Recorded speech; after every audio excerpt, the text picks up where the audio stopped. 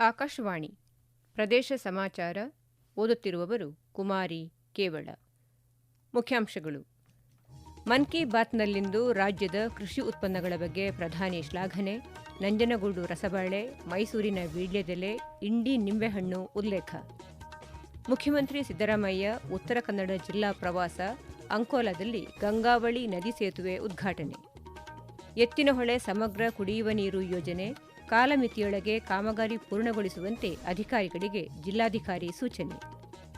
ಚಿಕ್ಕಮಗಳೂರಿನಲ್ಲಿ ಮುಂದುವರಿದ ಕಾಡಾನೆ ಹಾವಳಿ, ಇಂದು ಓರ್ವ ಕಾರ್ಮಿಕ ಮಹಿಳೆ ಸಾವು, ಕಾಡಾನೆಯೊಂದರ ಸೆರೆ. ನವದೆಹಲಿಯ ಭಾರತ ಮಂಟಪದಲ್ಲಿ ಇತ್ತೀಚೆಗೆ ನಡೆದ ಜಾಗತಿಕ ಎಐ ಇಂಪ್ಯಾಕ್ಟ್ ಶೃಂಗಸಭೆ ಭಾರತದ ತಾಂತ್ರಿಕ ಶಕ್ತಿಯನ್ನು ಜಗತ್ತಿಗೆ ತೋರಿಸಿಕೊಟ್ಟಿದೆ ಎಂದು ಪ್ರಧಾನಿ ನರೇಂದ್ರ ಮೋದಿ ತಿಳಿಸಿದ್ದಾರೆ.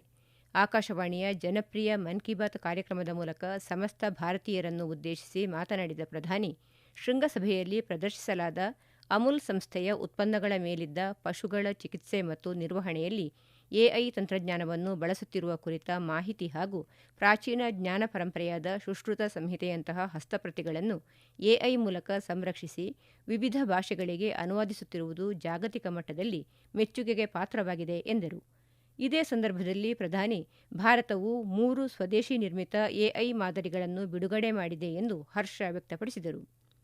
ಪ್ರಧಾನಿಯವರು ತಮ್ಮ ಭಾಷಣದಲ್ಲಿ ಇಂದು ಕರ್ನಾಟಕದ ಕೃಷಿ ಸಾಧನೆಯನ್ನು ವಿಶೇಷವಾಗಿ ಉಲ್ಲೇಖಿಸಿ ಶ್ಲಾಘಿಸಿದರು. ನಮ್ಮ ದೇಶದ ರೈತರು ಇಂದು ಕೇವಲ ಉತ್ಪಾದನೆಗೆ ಸೀಮಿತವಾಗದೆ ಗುಣಮಟ್ಟ ಮತ್ತು ಮೌಲ್ಯವರ್ಧನೆಗೆ ಹೆಚ್ಚಿನ ಒತ್ತು ನೀಡುತ್ತಿದ್ದಾರೆ. ಈ ನಿಟ್ಟಿನಲ್ಲಿ ಕರ್ನಾಟಕದ ಉತ್ಪನ್ನಗಳಾದ ನಂಜನಗೂಡಿನ ರಸಬಾಳೆ, ಮೈಸೂರಿನ ವೀಳ್ಯದೆಲೆ ಮತ್ತು ಇಂಡಿ ನಿಂಬೆಹಣ್ಣುಗಳು ತಮ್ಮ ವಿಶಿಷ್ಟ ರುಚಿ ಮತ್ತು ಗುಣಮಟ್ಟದಿಂದಾಗಿ ಜಿಐ ಟ್ಯಾಗ್ ಪಡೆದುಕೊಂಡಿವೆ. ಈ ಉತ್ಪನ್ನಗಳು ಈಗ ಮಾಲ್ಡೀವ್ಸ್ಗೆ ರಫ್ತಾಗುತ್ತಿರುವುದು ರಾಜ್ಯದ ರೈತರ ಕಠಿಣ ಪರಿಶ್ರಮಕ್ಕೆ ಸಿಕ್ಕ ಜಾಗತಿಕ ಮನ್ನಣೆಯಾಗಿದೆ ಎಂದು ಅವರು ಬಣ್ಣಿಸಿದರು.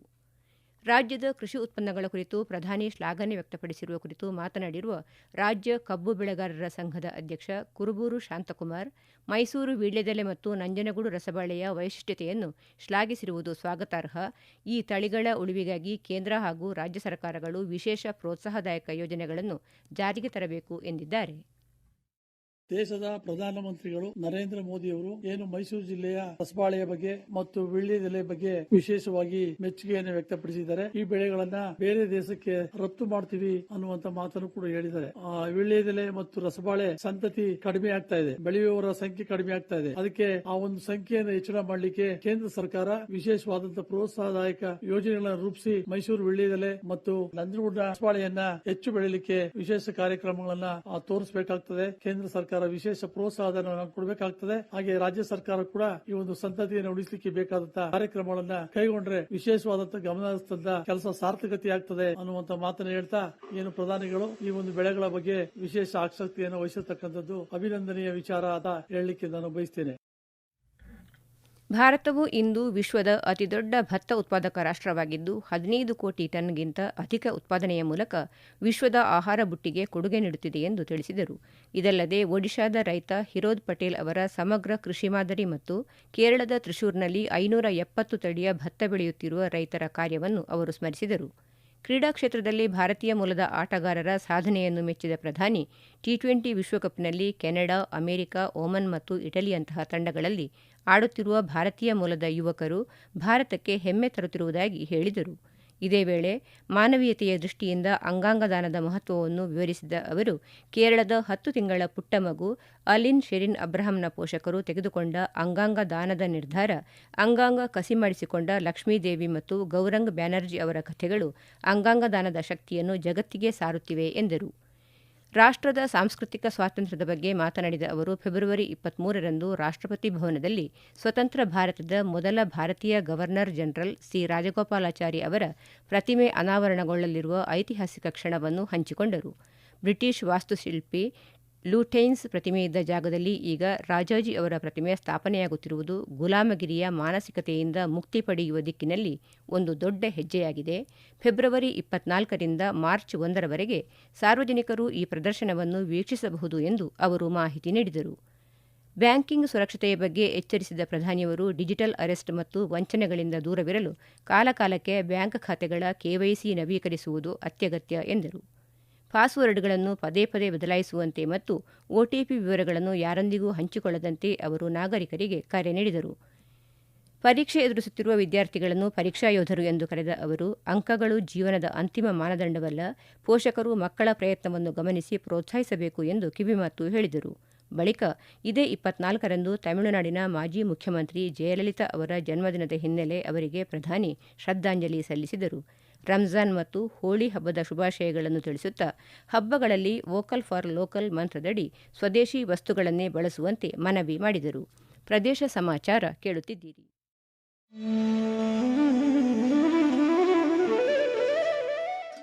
ನಿಮಗೆ ವರದಿಗಾರಿಕೆಯ ಕೌಶಲ್ಯವಿದೆಯೇ? ನೀವು ಸುದ್ದಿಯ ವಾಸನೆ ಗ್ರಹಿಸಬಲ್ಲಿರಾ? ಹಾಗಿದ್ದರೆ ಆಕಾಶವಾಣಿಯ ಪ್ರಾದೇಶಿಕ ಸುದ್ದಿ ವಿಭಾಗಕ್ಕೆ ಸೇರಿಕೊಳ್ಳುವ ಅವಕಾಶ ಇಲ್ಲಿದೆ.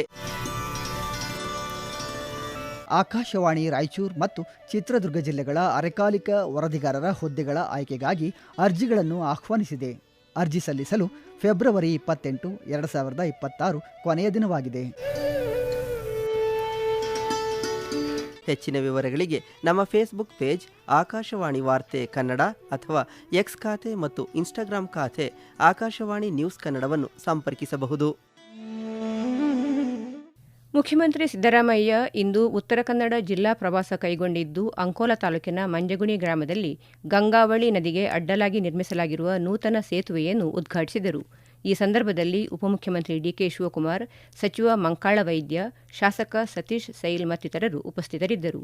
34 ಕೋಟಿ 21 ಲಕ್ಷ ರೂಪಾಯಿ ವೆಚ್ಚದಲ್ಲಿ ನಿರ್ಮಿಸಲಾಗಿರುವ ಈ ಸೇತುವೆ ಅಂಕೋಲ ಮತ್ತು ಕುಮಟಾ ತಾಲೂಕಿನ ಮಂಜಗುಣಿ ಮತ್ತು ಗಂಗಾವಳಿ ಗ್ರಾಮಗಳ ನಡುವೆ ಸುಗಮ ಸಂಪರ್ಕ ಕಲ್ಪಿಸಲಿದ್ದು, ಈ ಭಾಗದ ಜನರ ಬಹುದಿನಗಳ ಸಂಚಾರ ಸಮಸ್ಯೆಯನ್ನು ನೀಗಿಸಲಿದೆ.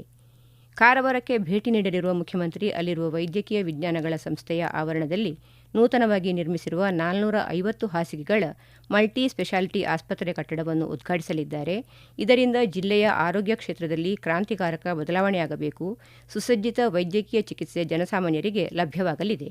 ಇದೇ ಸಂದರ್ಭದಲ್ಲಿ ಅವರು ಯಲ್ಲಾಪುರ ಮತ್ತು ಮುಂಡಗೋಡು ತಾಲೂಕುಗಳ ಹೊಸ ಪ್ರವಾಸಿ ಮಂದಿರಗಳ ನಿರ್ಮಾಣ ಕಾಮಗಾರಿಗಳಿಗೆ ಚಾಲನೆ ನೀಡುವ ಜೊತೆಗೆ ಖಾನಾಪುರ ತಾಳಗುಪ್ಪ ರಾಜ್ಯ ಹೆದ್ದಾರಿ 93ರಲ್ಲಿ ನಿರ್ಮಿಸಲಾದ ಸೇತುವೆಯನ್ನು ಉದ್ಘಾಟಿಸಲಿದ್ದಾರೆ.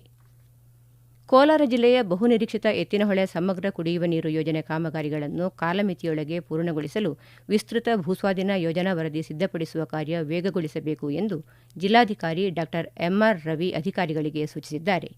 ಎತ್ತಿನಹೊಳೆ ಯೋಜನೆಯ ಪ್ರಗತಿ ಪರಿಶೀಲನಾ ಸಭೆಯಲ್ಲಿ ಮಾತನಾಡಿದ ಅವರು, ಕೋಲಾರ ತಾಲೂಕಿನ ನರಸಾಪುರ, ವೇಮಗಲ್ ಮತ್ತು ವಕ್ಕಲೇರಿ ಹೋಬಳಿಗಳ ವ್ಯಾಪ್ತಿಯಲ್ಲಿನ ಭೂಸ್ವಾಧೀನ ಪ್ರಗತಿಯನ್ನು ಪರಿಶೀಲಿಸಿದ ಜಿಲ್ಲಾಧಿಕಾರಿಗಳು ಇರುವ ಭೂಮಿಗೆ ಸಂಬಂಧಿಸಿದಂತೆ ತಕ್ಷಣವೇ ಗೆಜೆಟ್ ಅಧಿಸೂಚನೆ ಹೊರಡಿಸಬೇಕು ಹಾಗೂ ಬಂದಿರುವ ಆಕ್ಷೇಪಣೆಗಳ ವಿಚಾರಣೆಯನ್ನು ಶೀಘ್ರ ಪೂರ್ಣಗೊಳಿಸಬೇಕು ಎಂದು ವಿಶೇಷ ಭೂಸ್ವಾಧೀನಾಧಿಕಾರಿಗಳಿಗೆ ಸೂಚಿಸಿದರು. ಭೂಸ್ವಾಧೀನ ಕಾಯ್ದೆಯನ್ವಯ ಪ್ರಾಥಮಿಕ ಅಧಿಸೂಚನೆ ಹೊರಡಿಸಿದ 3 ತಿಂಗಳೊಳಗೆ 50% ಪರಿಹಾರ ಹಣವನ್ನು ಭೂಮಾಲೀಕರಿಗೆ ಪಾವತಿಸಬೇಕು ಎಂದರು. ಚಿಕ್ಕಮಗಳೂರು ಜಿಲ್ಲೆಯಲ್ಲಿ ಕಾಡಾನೆಗಳ ಹಾವಳಿ ಮುಂದುವರೆದಿದೆ. ಜಿಲ್ಲೆಯ ಹುಣಸೇಹಳ್ಳಿ ಸಮೀಪದ ಪುರ ಗ್ರಾಮದಲ್ಲಿ ಇಂದು ಕಾರ್ಮಿಕ ಮಹಿಳೆಯೊಬ್ಬರು ಕಾಡಾನೆ ದಾಳಿಯಿಂದ ಮೃತಪಟ್ಟಿದ್ದಾರೆ. ಕಳೆದ 1 ವಾರದ ಹಿಂದೆ ಇದೇ ಗ್ರಾಮದಲ್ಲಿ ಕಾಡಾನೆ ದಾಳಿಯಿಂದ ಕಾರ್ಮಿಕರೊಬ್ಬರು ಮೃತಪಟ್ಟಿದ್ದರು. ಗ್ರಾಮದಲ್ಲಿ ಕಾಡಾನೆ ಸೆರೆಗೆ ಕಾರ್ಯಾಚರಣೆ ನಡೆಸಲಾಗಿದ್ದು, ಅರಣ್ಯ ಇಲಾಖೆ ಸಿಬ್ಬಂದಿ 7 ಕುಮ್ಕಿ ಆನೆಗಳ ಸಹಿತ ಕಾರ್ಯಾಚರಣೆ ನಡೆಸಿ ಕಾಡಾನೆಯನ್ನು ಸೆರೆ ಹಿಡಿದಿದ್ದಾರೆ. ಈ ಹಿನ್ನೆಲೆಯಲ್ಲಿ ಚಿಕ್ಕಮಗಳೂರು ತಾಲೂಕಿನ ದಂಬದಹಳ್ಳಿ, ಮತ್ತಾವರ, ಮುಕ್ತಿಹಳ್ಳಿ ಹಾಗೂ ಮೂಡಿಗೆರೆ ತಾಲೂಕಿನ ಮಾಕೋನಹಳ್ಳಿ, ಹೊರಟ್ಟಿ, ಚಂದ್ರಾಪುರ ಗ್ರಾಮಗಳ ಸುತ್ತಮುತ್ತ ಕಾಡಾನೆಗಳು ಸಂಚರಿಸುತ್ತಿದ್ದು, ಸಾರ್ವಜನಿಕರು ಎಚ್ಚರಿಕೆಯಿಂದ ಇರುವಂತೆ ಅರಣ್ಯ ಇಲಾಖೆ ಮನವಿ ಮಾಡಿದೆ. ಈಗ ಕೊನೆಯಲ್ಲಿ ಮತ್ತೊಮ್ಮೆ ಮುಖ್ಯಾಂಶಗಳು.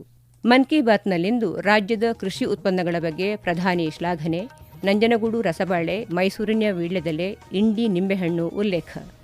ಮುಖ್ಯಮಂತ್ರಿ ಸಿದ್ದರಾಮಯ್ಯ ಉತ್ತರ ಕನ್ನಡ ಜಿಲ್ಲಾ ಪ್ರವಾಸ, ಅಂಕೋಲಾದಲ್ಲಿ ಗಂಗಾವಳಿ ನದಿ ಸೇತುವೆ ಉದ್ಘಾಟನೆ.